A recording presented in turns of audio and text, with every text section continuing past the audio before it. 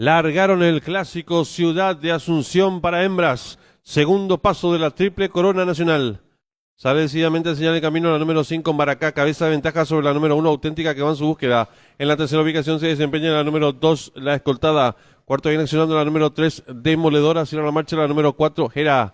Las competidoras dejan atrás la señal indicatoria de los 1000 metros. Van cabeza a cabeza por dentro la número 1 Auténtica. A su costado exterior la número 2 La Escoltada. Tercera se desempeña la número 5 en Baracá. Cuarta mejorando lo viene haciendo la número 3 Demoledora. Sigue cerrando la marcha varios cuerpos. La número 4 era. Las participantes van a comenzar a enfrentar el codo y lucha en la delantera. La número 2 La Escoltada.